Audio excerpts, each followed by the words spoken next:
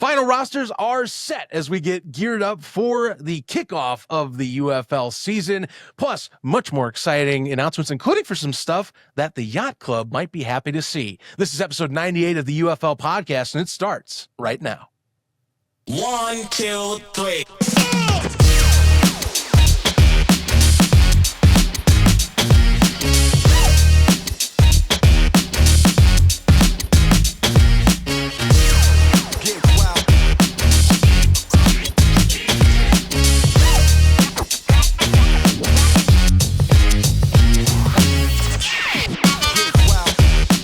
Welcome back, everybody, to the UFL podcast. I am Zach Kyleman, sitting in this week, leading hosting duties. And man, season is right around the corner. We're talking, as this thing drops out, we're talking a week away from another spring football season, the second UFL season, and the fourth straight spring football season of any of these iterations. Once more, it's a fun time of year. We finally get some more football Friday night action coming our way soon, and obviously it'll be hyping up some spring stock stuff momentarily. But before we get into all that and some cool things coming along for the Yacht Club as well on down by Memphis, got to bring in my co-host on the other side. It is the Ref joining me as always on the show. Good buddy.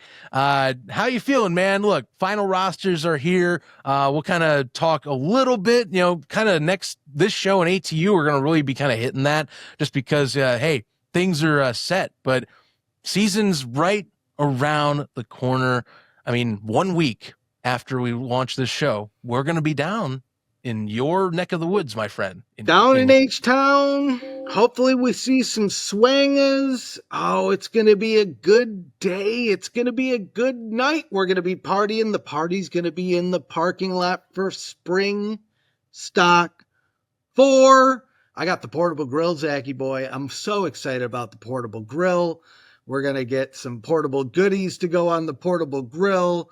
We're going to have drinks. We're going to have Ducky. We're going to have James Baker, who runs the UFL Highlights account, which you should be following as well. Zach, I was going to tell you this before the show. I'm just going to say it on the show because, All right. no cursings. Do you follow Los Mysterio? Yes, I do. Reach out to him. He's in Houston. I just couldn't, it won't let me message him. So All right. he's not blocking me. I've said too much. Anyway, reach out to him. And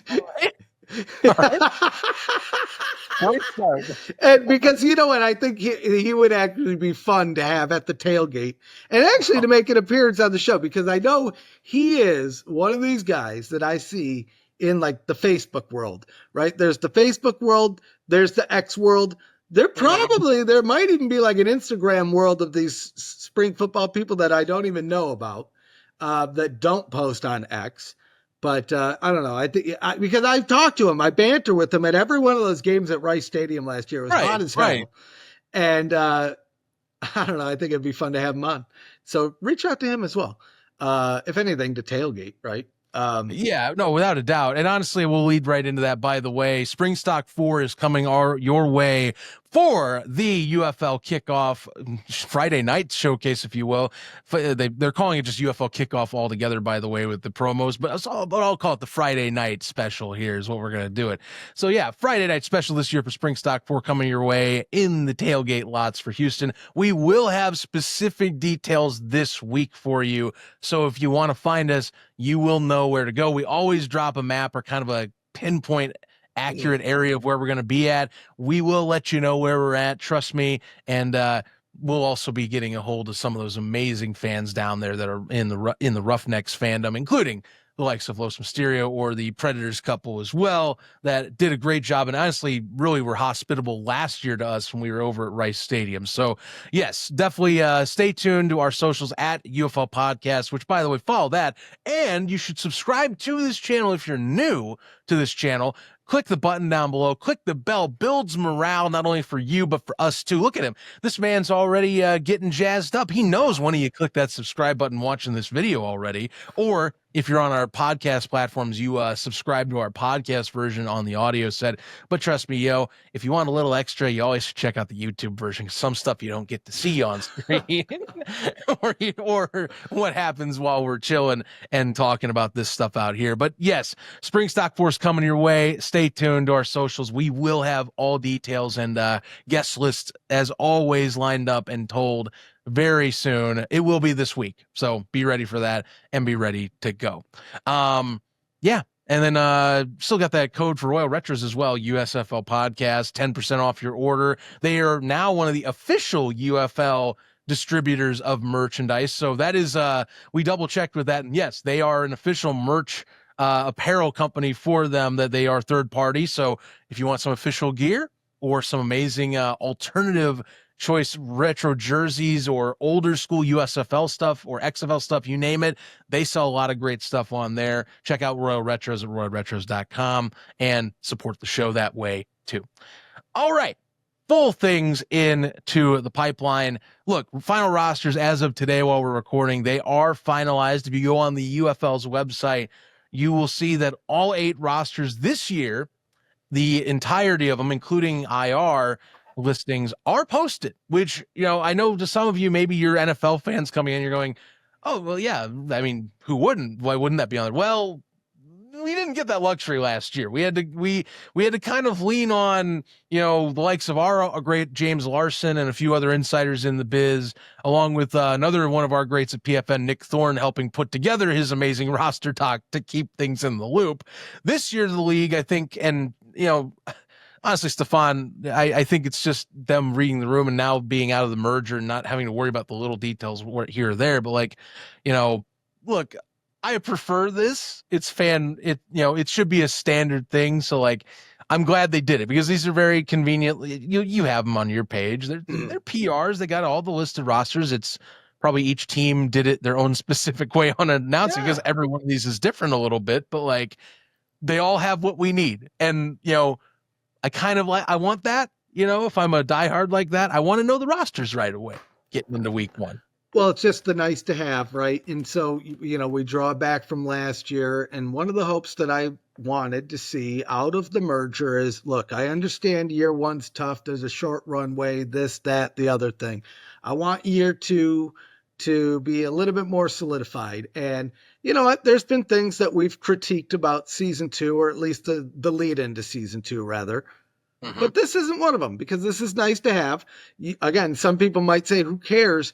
But there's people like you, and me, Zach. There's other spring football crazies out there.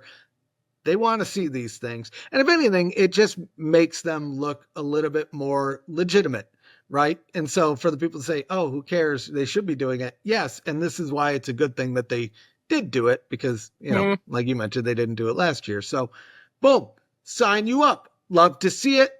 Box ticked. One less thing to do.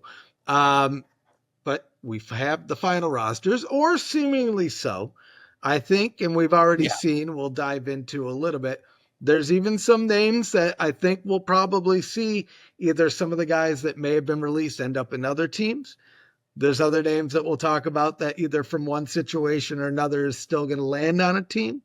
And so there's some interesting things to dive into, I think. And we were talking about this before the show, so I don't really think I know. But we're going to have a little conversation about this. But if you really, really, really, really want the roster deep dive, it would be an injustice for us not to wait till Monday when we have, is this not Nick Thorne's Christmas? This is his time to shine. This is what he sets up for. I might make him host next week.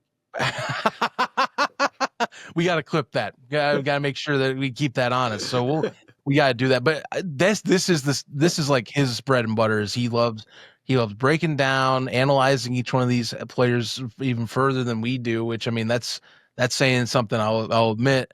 And also just for us too. I've been curious. I've been asked in the last few days about what about the draft? Are they landing guys? And like, remember we had a lot of, people this year that, even more than usual to get their draft picks that got picked up by teams. And, credit, I gotta, while we're in the case of the show, I'm kind of double backing and checking, specifically who is and isn't that were draft picks that got, completely picked up. But, still like that, this is all part of the puzzle. So, yeah, but final rosters, it's finally here. Each team had to cut down to 50 for those that weren't aware or needing a refresher. You also can have IR spots, so keep that in mind that some can kind of be taken over or whatnot, too. And also waiver wires as well become an active thing for many of these players. If released, you can kind of make choices. You can still make moves, but like again, once you're down to 50, you got to readjust to 50 again if you're going to make a move is the issue. So, and we've seen a few of one or two of them so far, nothing crazy with moves like this. The main one that I think most people are talking about now that was kind of this change was kickers in Houston apparently being flip around. So, you can take this away. Are we talking about the sad news of my man JJ Molson? Well, that's what I was saying. You pinned it as like, no, wait, hold on, this is actually good news. And I think it's a bit. I think performance-wise, it's a bit of good news. Here's my hope. Is I have a similar moment that you get to watch this year where I'm like, okay, it's coming down to the kicker.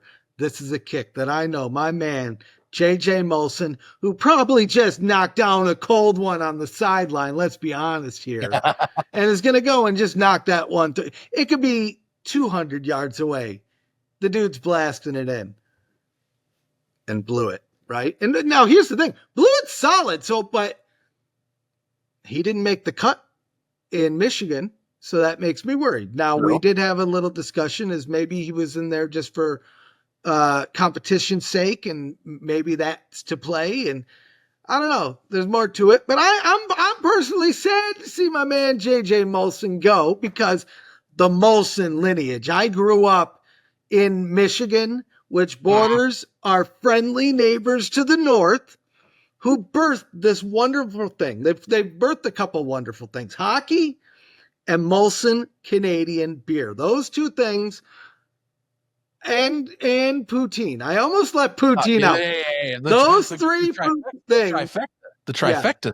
Yeah. Anything else in Canada, I could do without the maple syrup. Vermont, they got me covered. Maple Leafs, I've seen plenty of those in Michigan. I can't think of anything else in Canada. Lumber, maybe, but we got plenty of that. Lumber. You can go get wheat in the fields over in Saskatchewan. We got plenty of wheat here. But anyway, JJ Molson, that is your Mount Rushmore of Canada. Poutine, Molson Canadian, JJ Molson, and hockey. Anyway, back to the topic. So if we're going to lose JJ Molson, Blewett's actually a solid pick. Blewett was solid in basically any team that he played for. Probably the most unfortunate name for a kicker, though. He is a headline in the making if you're in the playoffs and it comes down to the final seconds and you're kicking a field goal and miss. For the headlines alone, I don't like the odds. I just don't like the odds. And the longer his streak goes, I'm like, the headline is writing it. After 21 kicks in a row, he blew it. La, la, la, la, la, la. And here I am crying like a little baby boy in Houston in that final game when we're 11-0 going on 12, all because of a name. You have little faith. No, I would say. I'm joking. I know, but I brought him up because you have a little bit extra. You have a little bit extra. It's one of the guys that's been around a little longer, so I get that. I mean, but also the trade-off is you get a championship kicker who, quite frankly, Guy to me is one of the next ones up that I think if the NFL is going to look at someone who's been very consistent in this space, Chris Blewett's been one of the top ones that shockingly still hasn't gotten the job in the NFL. But I think it's because the kicking market is really competitive, but also, I mean, you look who you were competing against last several years he's played. I mean, Brandon Aubrey's of the world, the Jake Bates of the world. Like, whenever there's someone like a Chris Blewett who's been really good for the UFL, you in a special team sense, you have someone right in front of him that's even better or has been playing better, is getting the name recognition even more. I mean, Blewett's hit 60 yarders too. Like, this isn't new to him as well. It's just, some other things and other people who have gotten the headlines for good as well.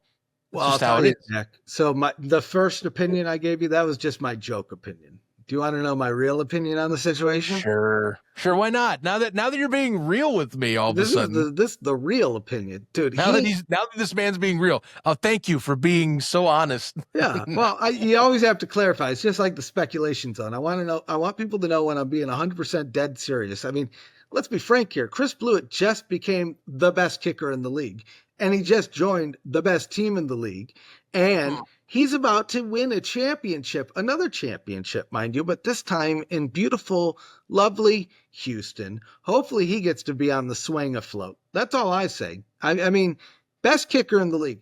Name one better. There's only one right now off the top of my head, and I'm kind of scrolling. Well, there's two I think that could challenge that. Maybe I'll even throw this one in. No, there's a lot of names, but I think just looking through these names, here's the ones that I think he has to go against. I think that he has a good debate for number one. But remember, you also have Rodrigo Blankenship in St. Louis, Donald De La Haye in San Antonio, though credit, we haven't seen him kick field goals, but everyone says he's pretty damn solid, so I'm going to hold it too, and I will be honest with that. Matt McCrane wasn't too bad as well. So that's another one I've got on my radar too. But yeah, I think, and also, how can I forget Matt Coughlin over in Memphis? One of the best ones in the last several years. Again, a guy much like Blewett, who's kind of been under the radar because he's been good, but there's some dudes that have been really freaking good. So the special teams in this league, I mean, if there's anything no one can take away from you, is that special teams players in this league have been fantastic through the years. Hands down. So, yeah, you'll never be able to convince me otherwise that there's this is the year. People. Yeah. This is the year. Well, this year, do you know who the star special teams player is going to be? Chris Blewett for the Roughnecks, 12-0. I mean, I'm not going to, you know what? I was going to say something that actually would have been harmful for his percentage. Tell you what, for a team that I think will be held back by offensive inefficiency, yes, he will be fantastic. So, whoa, Zach. Man, I'm so glad you're going to be there week one. Week one, when's happy Zach at the end of the game be like, ha, ha, ha, ha, I told you so. I told you so. Jumping with joy. Vision it now, everybody, because I'm going to give you a preview. Oh, I told you so. Oh, I told you all. Zach, you're going to be able to, in real life, you got to give pictures of how happy I'm going to be after that game. You know how happy I'm going to be kicked like a little girl.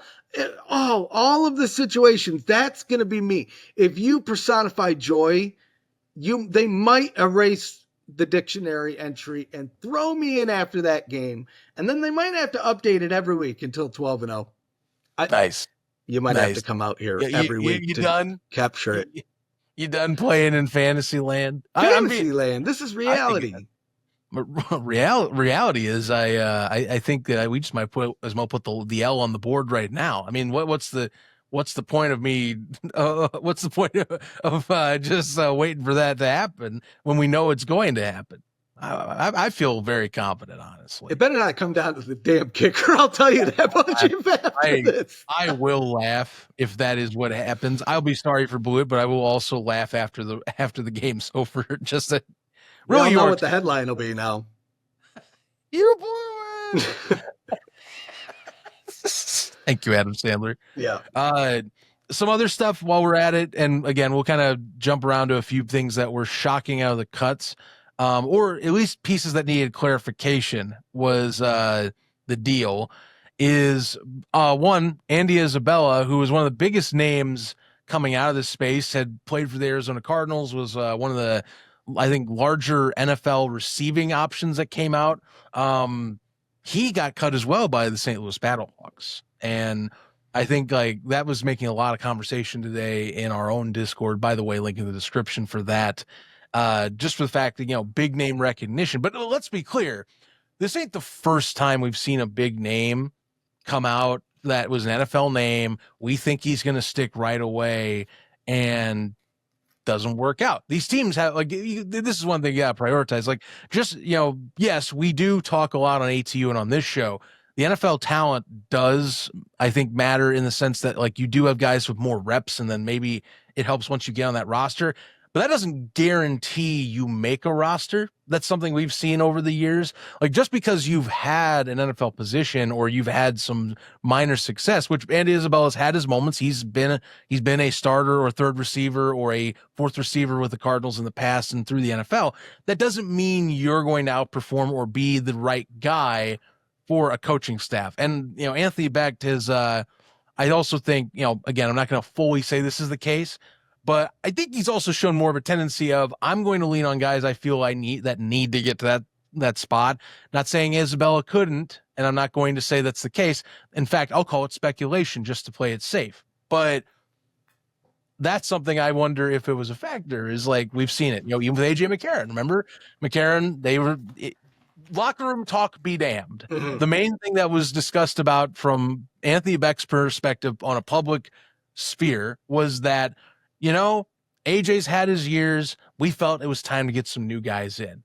To me, that screams, well, now, wait a minute. If that's the case there, can it not play the same everywhere else? Because, if you feel like you have a younger guy or a guy that's close that hasn't gotten up to that space too, it makes me wonder. But, I think Battlehawks fans will also say that it was a very competitive roster anyhow, and especially on the offensive end. So, your thoughts? Like we've seen Robert Ndemche is one that comes up to me, former defensive lineman for the Panthers, just the previous year that was supposed to make it, and I and Jake Ball were stoked he got signed. Former Cardinal, didn't stick. This isn't the first time we've seen the name. The name of the game in spring football. It's almost the bigger name you are, you're almost like. You and I have seen it. We've seen time and time again, whether it's the AAF, the XFL. The perfect example, Zach, maybe we talk about this for our 100 episode, but if you look back at our quarterback rankings for season 1 of the USFL, there was not one quarterback on that list, I'm fairly certain, that played in the last week of the season. Mm-hmm. And I think that perfectly encapsulates this situation. Whatever you think in spring football, you have to realize that you don't. Anything is possible. Anything can happen. People are at different points in their careers. People, I've even fallen into it where you look at highlights and then, but that was maybe 6-7 years ago. Things have changed.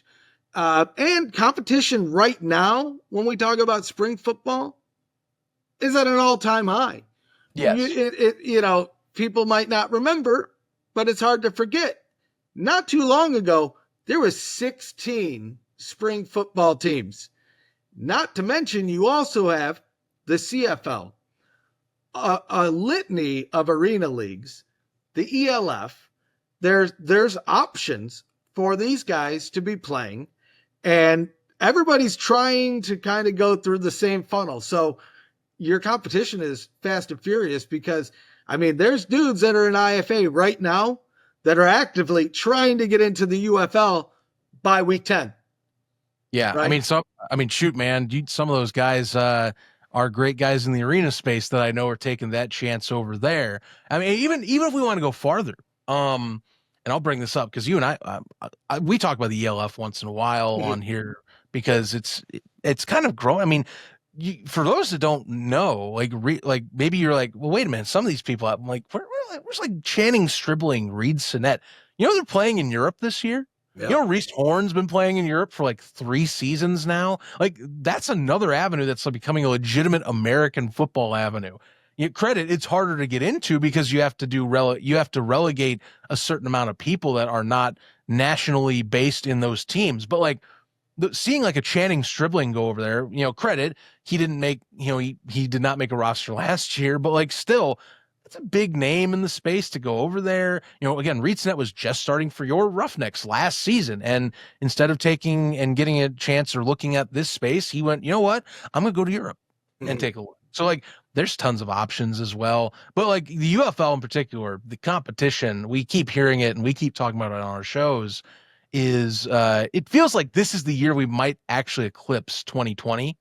And if in the XFL, in terms of like people like viewing as like the golden like boy or the golden child of like spring football seasons in the 21st century, mind you, of just good play, high quality talents coming over, and you're going to get that good viewership and people like talking about it more and more. And I think we're close, but yeah, like we circle back. Long story short, just because you're a bigger name or a name from the NFL space that's recognizable does not mean you are guaranteed a spot once you get into the spot. And just to clarify, Kim Dichie was with in 2023 of the Panthers. I just had to make sure, but I digress. Same deal. We thought he was going to make it, and that was with 16 spring football teams. We thought he was going to make it easy with Michigan. He didn't make it, and that was someone we felt was perfect for this space. That was maybe like an older vet, but like someone that still had enough in the tank to compete at this level and do a good job and be like, say, like a Breland Speaks, but that didn't happen. So, it's all part of how these teams evaluate, but they're going to look for the best. And it kind of, I think, tests people to say, hey, there is, to reiterate, as we always say, there's great talent in like lower levels of college football or teams that, maybe you didn't make the NFL, but like you were just close and you missed. It's one of the beauties of this sport that we enjoy so much is we get to see those folks that did not get picked up, and some teams or scouts might have went, oh shit, we might have missed this guy. 100%. Well, again, that's the beauty of spring football. Like, every season is its own season. Anybody could be a star in any given game and in any given season. Guys that maybe didn't even perform last year can come out and be like, wow, look at this guy this year. Alternatively, you kind of have the reverse too. You have some of these guys that maybe they showed out their first couple years. Things change, right? Injuries happen, and it takes its toll. I mean, football's not an easy game. We sit here. It's so easy for people like us, Zach, to sit here and talk about this, right? But I mean, at the end of the day, this is a tough damn sport.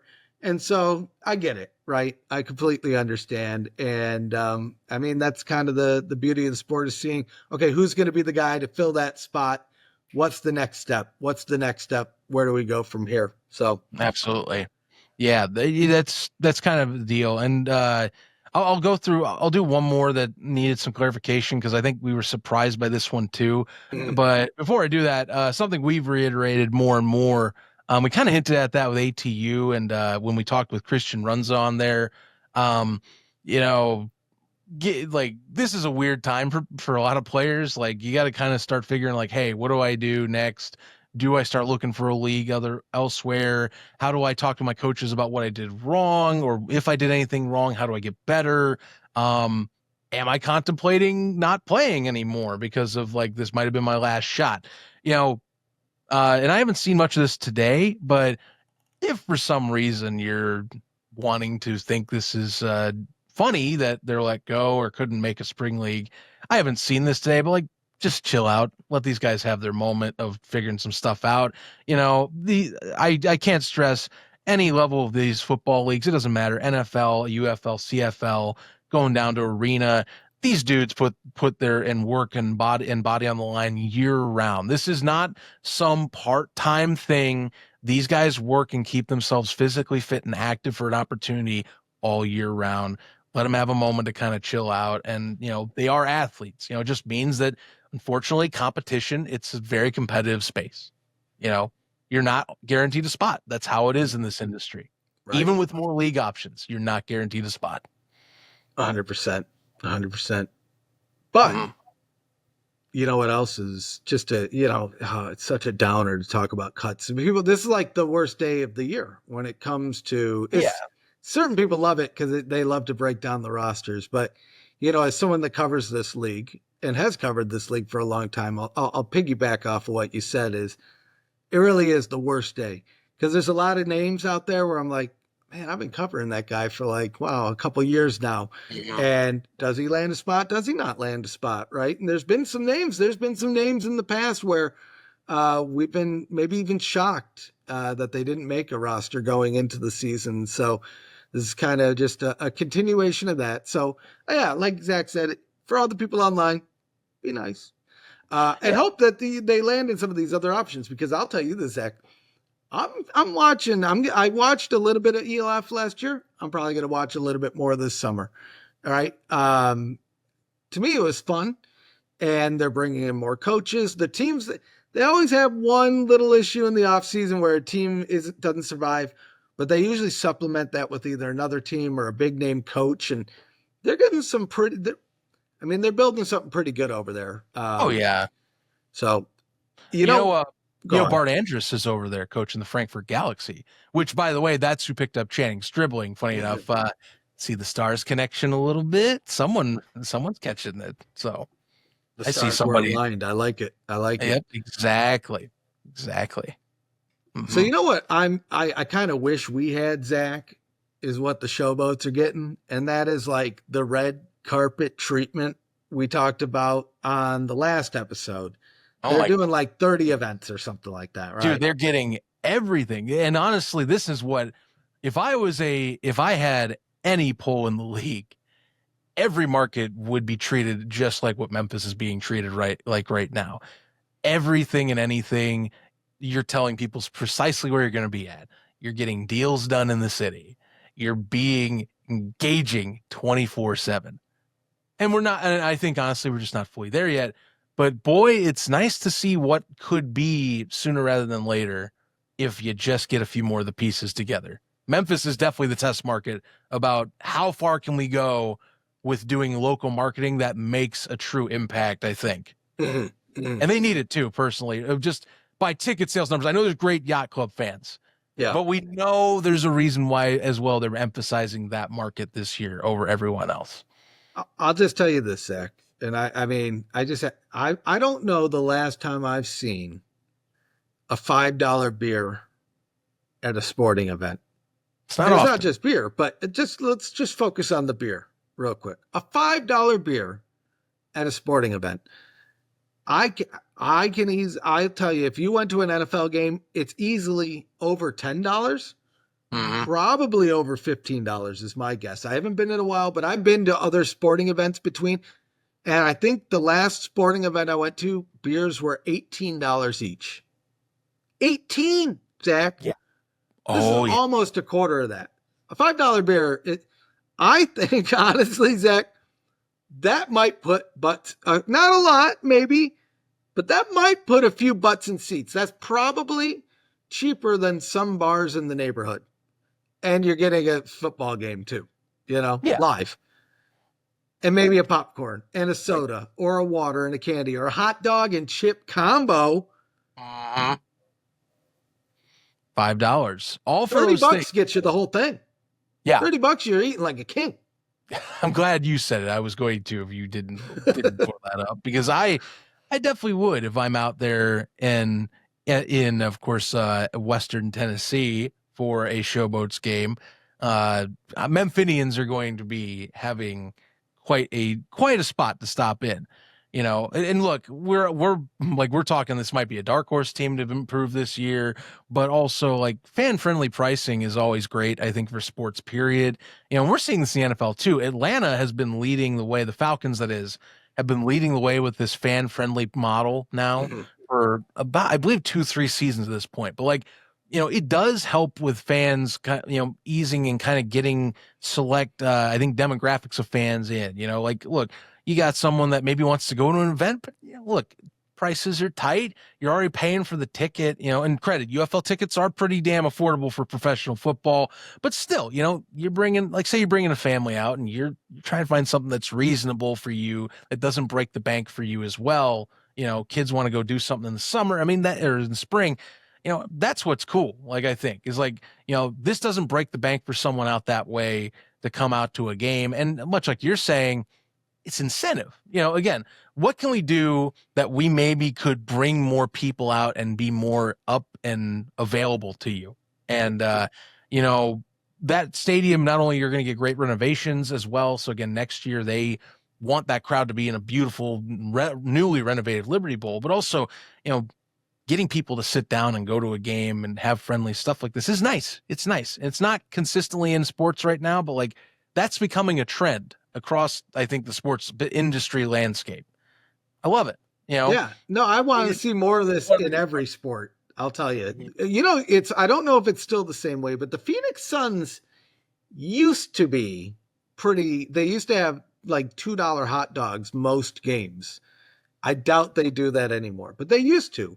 And I think I could be wrong about the Cardinals, but Arizona used to at least be on that train before it was cool to do so, mind you. So sign them up, Yeah, I mean, I know for a fact the Cardinals are not that. I went to a Bears game last year, and trust me, I do think they were okay stadium prices, but no, they didn't do that. However, you are onto something with the Suns, by the way. So they actually have affordable fan-friendly pricing as well for games, although this one is even more extreme, actually. I just was looking this up really quick.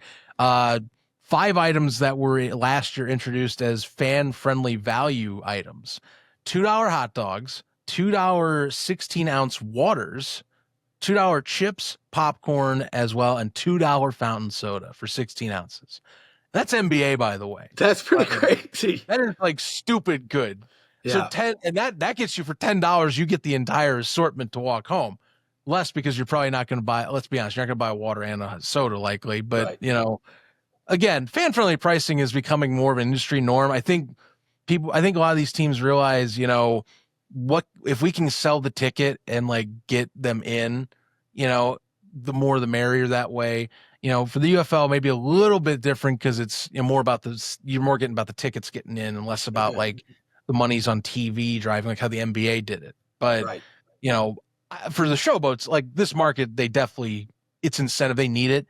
And they've been engaging. We're seeing community event lists happening as well. That, again, they laid out every place they're going to be in Memphis or in Western Tennessee for the next month, which they've been doing so far. And then, I want you to lead this one in. We haven't seen this local beer deal. They're going to have a beer named after them and a dedicated place for 5 games that they will show the Showboat season. Again, it's just good stuff that's happening. I love this. No, I love this. Again, this is one I'm a little bit jealous of. I want a Roughnecks beer. So the Showboats and Ghost River Brewing Company, they're announcing they got a production, the Memphis Showboats Touchdown Light Lager. And so they're debuting this. So what I love about this, Zach, is this kind of goes into the list of things we were talking about last week. Now it's not only a beer, right, Zach? It's not only a beer. It's also a kickoff party for the team and the league on March 29th from 4 to 6. So there's going to be, hey, you get a chance to be the first person to try the Memphis Showboats Touchdown Lager. Get ready for kickoff. And then when the Showboats are away, they're hosting all of the watch parties. And so, I mean, this is kind of a cool partnership all up. So one, the brewery, they get a little bit more notoriety. I'll be honest with you. Zach, I, as a person that doesn't live in Memphis, would have never known of the Ghost River Brewing Company. There's no chance in hell other than maybe I was in Memphis again for a game and I drove by it and maybe went in. That's it. Those are the chances. Never heard of it. Now, here I am. Look at them with this partnership. The advertising alone.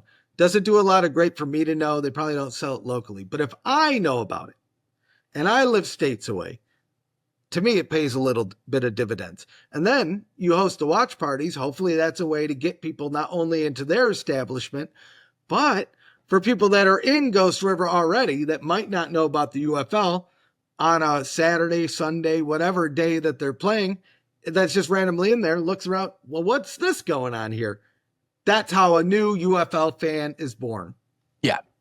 So I think those are the moments, like, again, you're out and about, you get a stumble on, you learn about this. And again, it's about engaging the community. I will keep championing saying that, one skew of football that I really like that does really good when it's good marketing is arena and indoor football do a great job. The best teams of the best do such a good job at getting into and down on the ground with marketing and deals in the communities.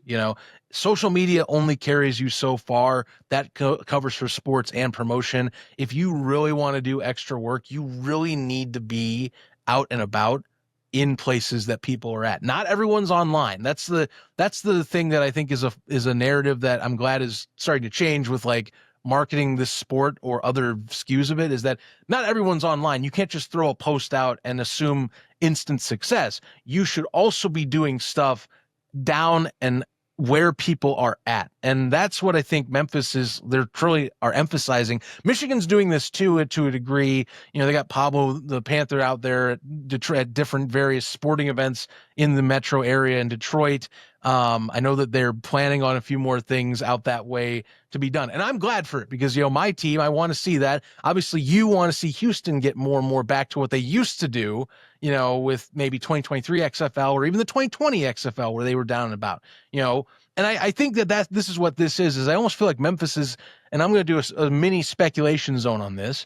I feel it's a test bed to say how much can we do and how much can we spend on marketing here to where we can effectively take it to other markets and do it so that we're not just throwing money at the problem and I would say maybe not misusing, but more not efficiently using the funds that we are allocating for this, because no other market's really doing this. Maybe St. Louis, but St. Louis I want to stress this, and I'll throw it to you here. St. Louis is an anomaly. It is a complete anomaly in the rest of the league. DC's not kind of there, but not really. Like the rest of these teams kind of have a very, very closer together, I think, interest. St. Louis is a completely different thing and a beast of its own. You can't even really include it in there because they kind of have established stuff. They're almost viewed as a major league property in that market because of how much they've attached to it. These other teams, it's a different ball game, And I think that's what Memphis is being used for. Is okay, St. Louis, it's its own thing. We're using a little bit for Michigan with like some stuff now. Memphis, we're going to go all in because we need to. And then let's see what we got and what we learned from this experience to then add into future years when we start adding more personnel local market wise. Because we want it to happen, and clearly they did it for the smaller markets in terms of attendance wise size. And I'm hoping it brings in dividends because they've done a lot in Memphis. That's really what I think a lot of fans, especially in those markets, want to see implemented everywhere in the UFL's kind of ecosystem. Right. Yeah. Again, I hope to see it continue. I want to see the trend hit Houston. Give us some swing it themed something. You know what I want to see, Zach, actually? This more than even a cheap concession.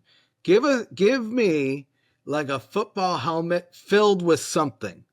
Yes, please. Name it. French fries with cheese? Fine. French fries with gravy? Okay. Stuff in a helmet. I want it. That's what I want. Hey, that's like baseball does this on regular, and it feels like it's a spring thing, the helmet with the ice cream or something like that.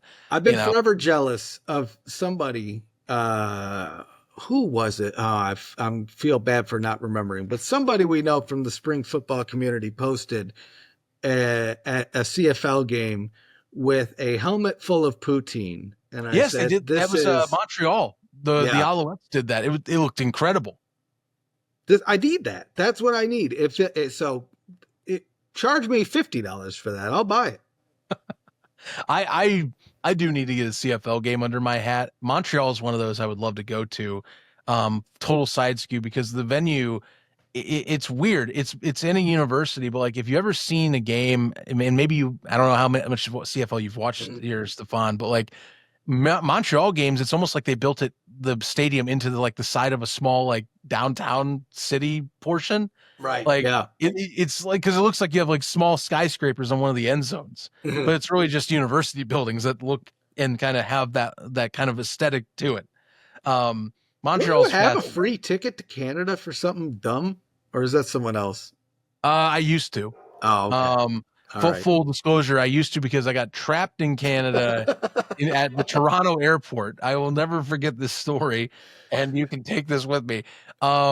Me and my mother were doing a trip to Ireland, wonderful country. Had a glorious week and a half, 2 week trip out there, kind of doing most of the island that was the independent Ireland, not the Northern Ireland UK portion. And we got back and we had to fly to Toronto, and then fly out of Toronto. Got on our plane in Toronto. Plane sits there for 45 minutes. We get booted out. Toronto airport at this time, it's like 2021, 22. It's a freaking mess. Like bags upon bags upon bags in this lobby of just like misplaced luggage. And my stuff got misplaced along with it. I had to call in late and here's the thing. Not only did I call in, I had to miss a day of work coming out of a vacation. So like great look there, but like I get back, I'm missing my luggage 2 days later. Oh, I test positive for COVID. God. And then I have to go back to the Indianapolis airport to pick up the bag and get it back home. Like I want to visit Toronto in my life, but I am so scared to fly Air Canada or go to the Toronto airport anymore because of how garbage that experience was coming back from an international flight. So any folks that are watching this, maybe you're like know of the Toronto airport or have been through that. Hopefully it's changed. Let us know in the comments, because I'll be honest with you. Nah, I want no business going through there right now. And I actually gave so they gave us free ticket money, Air Canada, and I gave it to my parents. I was like, here, use it for a trip. I'm not going to Toronto anytime soon. And I want to go visit Vancouver, but I'm not in the space to do it right now. So like, I'm just like, just take it. So yeah. Man. So those you. Time. Good times. Why were we even talking about airports again? How did we get on that?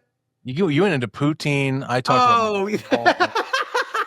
I was just trying to. I was like, wait, how the hell are we? Where did we start from? And to be honest with you, I've told you this story on the side. So like, as soon as you're like, someone's mentioned this, I'm like, it's me. Let me just do this right now and get it out of the way, because it's always good. I actually love telling it just because like I was trapped in Canada for a night. And I lost my luggage in Toronto. Which that's the worst part, is the losing the luggage part is always like, when are you going to get it? Are they going to find it? Oh, my goodness. I'm glad they did. I mean, I didn't have crazy stuff in there, but I'm like, yeah, I would have been a little ticked off if like it just disappears. I had an air tag on it actually. And what was even more infuriating at the time is I could see it's like, yes, it's at the airport. I don't know where it's at in this airport, but it's definitely at the airport. Why is it in somewhere? It was so funny. I had a great time with it, or had a great time tracking it. At least I got it back. I was happy I got it back. The air tag's happy to be home. It all worked out in the end. Yeah, it was a time. Final thing with the Memphis, to circle back with the Memphis Showboat stuff again. I hope that this is something that's more like a test bed thing for next year. I also should say, if you are going out for this, if you know of Ghost River Brewing, if you haven't heard, or maybe you're catching this, let your friends know. It's at the South Main Street tap room, not the Beale Street one. So I just was checking out on their website, and that tap room, both of them are really nice, by the way, but this it should be a fun event. They got an open air, like section area where you can like go and play like large Connect 4 or cornhole. It's a good looking like outdoor tap room.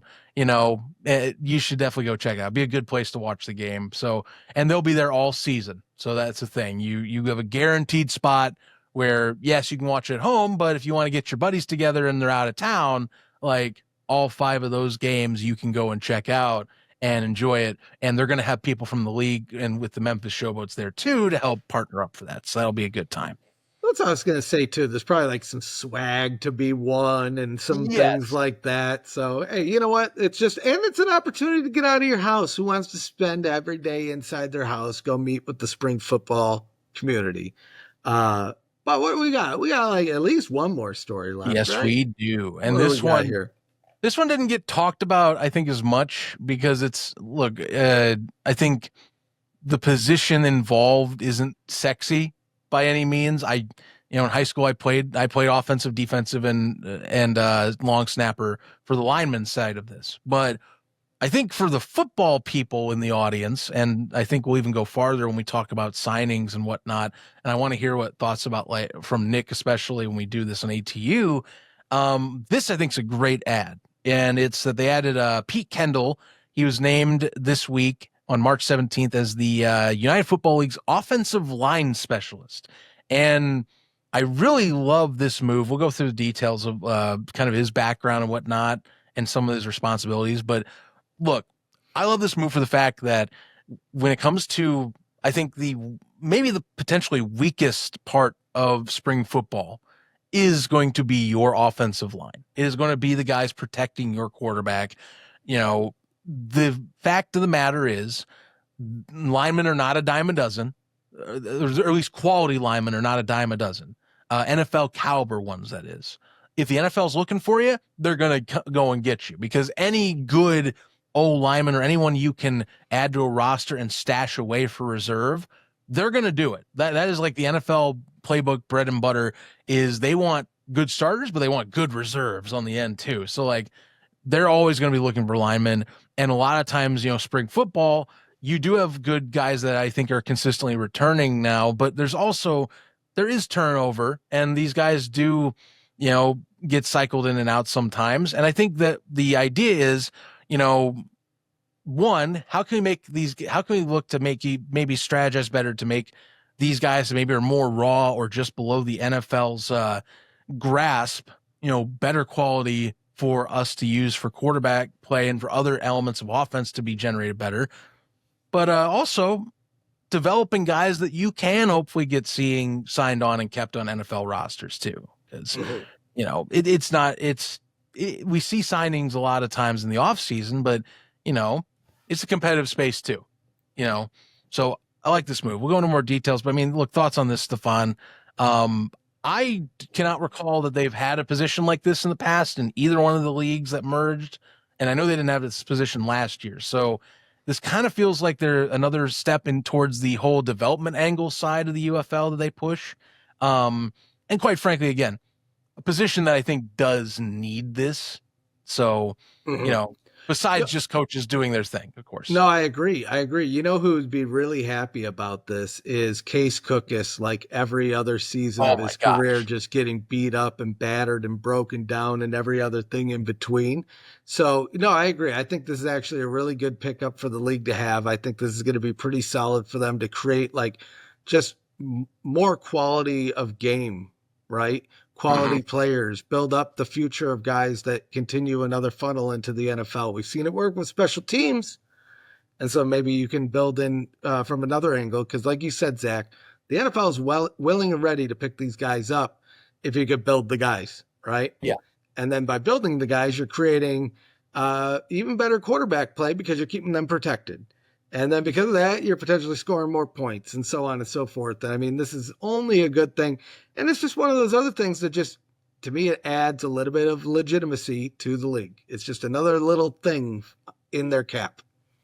Yeah, this is something. It adds on to what the part of one of the main core missions of the UFL is, developing player talent as well as providing a professional place to go and play and somewhere that football fans can watch in the spring. So Kendall, actually, his history, I think that's something we should bring up real quick. 13 seasons. He played in the NFL all over the place. He was actually a first-round draft pick for the Seattle Seahawks. But he also played elsewhere with the Cardinals, the Jets, and at the time, well, now it's called the Commanders, used to be called the Redskins. But he had a very long-standing career in the NFL. And also has had, I think other experiences as well outside of that have been leading to like more coaching and whatnot that I think have just led people and have led people to kind of gravitate towards him. So, the league's definitely grabbing someone that has been around the block, quite frankly, and I think will provide essentially a good person for them just to lean on for some of the things they want to do.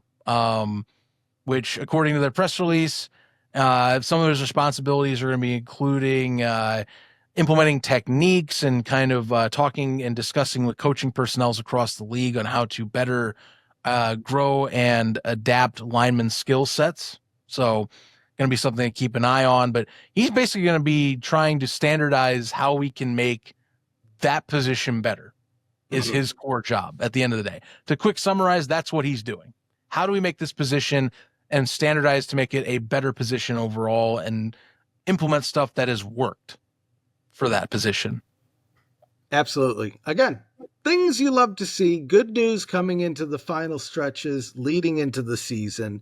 More legitimacy for the league. Hopefully create some more opportunities for players within the league. And at the end of the day, I think what we're all really hoping for is good quality gameplay. And I think you teed this up earlier, Zach. This is the year. This is the year that could finally trump the 2020 XFL season, because we're coming into seasons now. The Stallions, this is their fourth season in a row.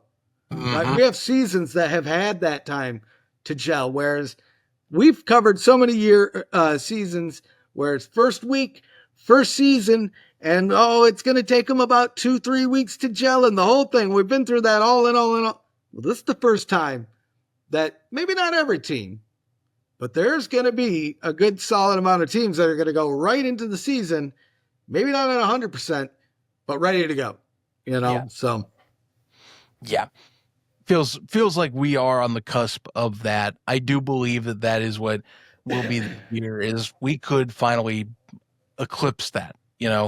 Maybe we have discussions on, fan attendance and whatnot, blah, blah, blah. But I think performance wise, this is the year it does that in particular. And they're setting themselves up that way to be that. So I'm stoked. We're 1 week out. It's once again, that feeling's coming back of just that special time of year where we're going to get to see these guys hit the field again. Less hypotheticals, more actuality coming up next week of all things. It's so close. You get to kick off with us Friday night before you go in and watch the kickoff game with St. Louis, where they will probably beat down the Roughnecks, in my honest opinion, in Space City Credit Union. And I'm telling you, Zach, I'm telling you, and I'm telling the whole world, the Battlehawks are not winning that game. They're just not. They're not. Oh, you wait till the end of the game. Oh, the joy. I told you so. That is all you're going to see from me.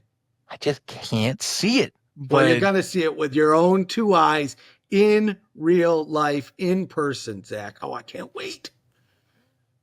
Just imagine, you, me, Ducky, James Baker, Mad Mill, throw Lost Mysterio in the mix, all sitting there, everyone except for me and Lost Mysterio crying. Lost Mysterio also, I told you so. I'm telling you, him and I, we're going to be there celebrating at the end of the night. It's going to be it might not be a beatdown, but we're going to win. Beatdown. We're going to win. Man. We are going to win. Confidence is off the charts here. I'll tell you. We're going to win so much, our heads are going to spin, Zach. We're going to win so much, swingers are going to put themselves on our cars. We're going to win so much that the league's just going to give us 3 wins. A reminder, I am still so confident that if I win, I'm not penalizing you. Your penalty enough is being stuck with that coaching staff as it is. So, I stick to that remark. Doesn't matter. 12-0. It's all I know. Man, it's going to be such a good season. Just wait till after week 1. You know what it's I am. Not even after week 1, but anyway. I realize what part of this bet will be, or what I will reward you if I can find it on their shop. Please tell me they have this and they're selling this on the UFL shop because I saw it for other teams. Really? They don't have it? Okay. Well, I was planning on getting you one of those if you somehow win, by the way. Because they sell the freaking chains with the logo. That's the only one that's sold out, I think. Because everybody knows what's coming. 12-0, baby. That's funny. That's funny. You know what I'll get you? I'll get if they don't have that one because you claim you're the best, you're the top Panthers fan. I will get you a Panthers number chain. one Panthers fan. Not top. Number one Panthers fan. Is that not what top is? Well, that's not the. I'm very specific, Zach. Top can mean a lot of things. I'm the number one. I don't want to be the top. I don't want to be the bottom fan either, just in case anyone wants to know.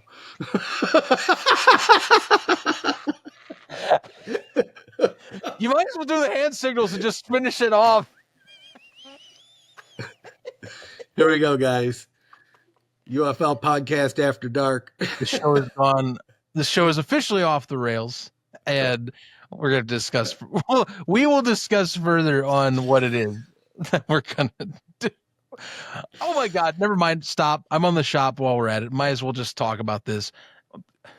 If you go to the exclusive section, I need you to look this up. Okay. While I'm looking at this, so they got exclusive, specific T-shirts and whatnot that are not on like third-party sites. Mm-hmm.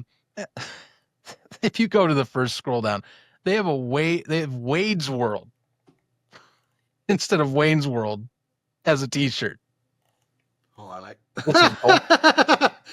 You know what? Sign him up. Sign him up. What do we got for CJ Johnson here? Come on, give me something good. Come on, CJ's man. iPad.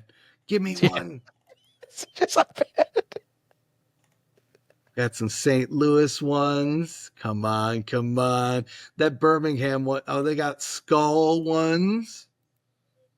Oh yeah, that one's more like a heritage, like a Hispanic heritage type of thing. They got Feed the Snake. I've seen that one as well. Yeah, so there's some unique cool stuff. They got the Rocks jacket. Which, I won't talk about the Rocks jacket. James Baker, I think, had some comments about it. He's always wondering why. Never mind. Never mind. Oh, it's time out. Anyway. Yeah, that's another thing I'm looking forward to. I want some new the rest gear. of stuff's from like last year, but no, the Wade's World T-shirt caught me off guard. I haven't seen that one before. Yeah, so I hope they have some new stuff at the stadium. That's what I want. I want that. Yeah. I want a Chick-fil-A. Well, you think? I think they'll probably debut some new things. They seem to do that. They'll do it at the games first, and then they'll throw it up on the shop second. They had like opening weekend shirts last year. That was cool. Sign me up on that. That's almost a tradition, man. Try and see if you can get some new swag at a game. You know, here's an idea for anybody that's working for the UFL, maybe the Roughnecks. Here's an opportunity. You can release a new shirt every week. So week 1, beginning of the streak. Week 2, and then it's got like a 1 with like 11 other spots ready to fill out. The streak continues. And then, 2, and just all the way until the championship when it's like destiny awaits. And there's 11 strikes in a row and 1 spot in the shape of the UFL championship just awaiting to be crossed out. Very nice. By the Houston Roughnecks, by the way, just in case anybody didn't know. You'll have like 1 checked off and there'll be a lot of sad. Which that would be funny too. It's like week 6. They're like, the streak will start soon. And it's like 1 win and like 4 losses and maybe a tie. Any day now. Any day now, we're gonna pop off. But no, that's not gonna happen though. It's going 12-0. 12-0. 12-0. Sure. Just wait until after week 1. After week 2. You're not gonna have to wait long. You're gonna hear me halftime when we're up like 50-0. Like I told you so. That's all I'm gonna say. I'm gonna forget every other word other than I told you so. That's all I'm gonna know. Maybe 12-0 will be in there as well. I told you so. 12-0. All right. Final thoughts before we leave. Besides trying to live in Fantasyland. I mean, all I can think about is what's the inevitable going to happen. I feel bad. Well, I feel good and bad. One, I'm glad that Battlehawks fans are coming out to Houston. I do appreciate that. I hope they enjoyed the city. Maybe check out NASA, have a barbecue or two. Mm-hmm. but bring some Kleenex. Just bring some Kleenex along with you because you're going to have some tears. You're going to have some little crying tears coming out of your little eyeballs. And I'm sorry. And I apologize for that. But I'll be there. You can lean on my shoulder. During the game, I might say some things. Lean on your shoulder? That's funny. I'm nice like that. We're very neighborly here in Texas. I'm nice too, except I'm living in reality, which is I'm here for you, pal. I understand. It's going to be rough. That's what I'm going to say to them. That's exactly, Zach, how do you know? That's exactly what I'm going to say to them. I'm like, dude, I know it's rough here. Put your head on your shoulder.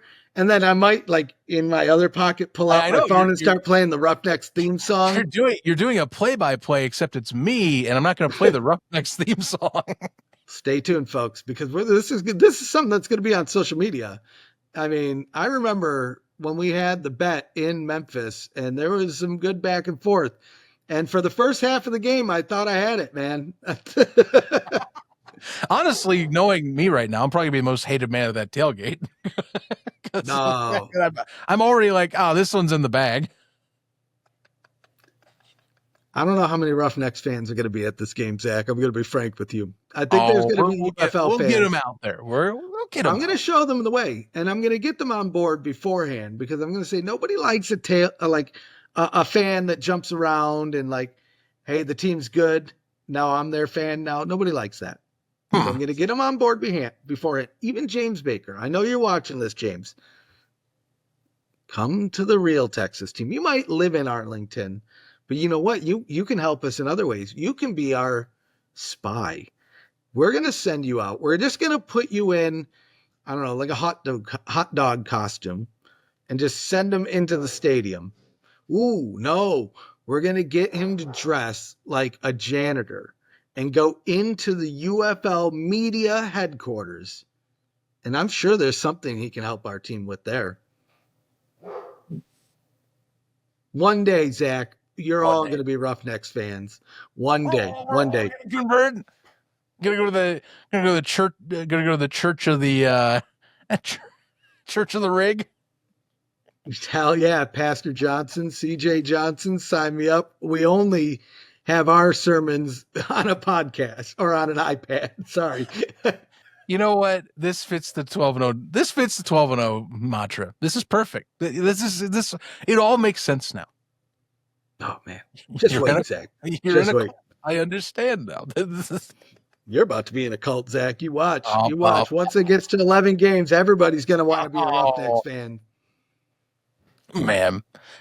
All right. Well, that's going to wrap us up for episode 98 of the UFO podcast. By the way, I want to hint before we leave, we are planning something special for the 100th episode. So just going to lay that out there that week of UFL kickoff, you should definitely keep an eye, or at least around that time, keep an eye on us because, that 100th episode is going to come out sooner rather than later than you think. So stay tuned with us. We'll also be back next week as well before we jump in and get out to or before I get out there to Houston and we get set up. So expect an episode probably out, a day earlier to beat the game so that you guys can get ready and you're not behind the curveball. So, and that will probably follow the rest of the season, by the way.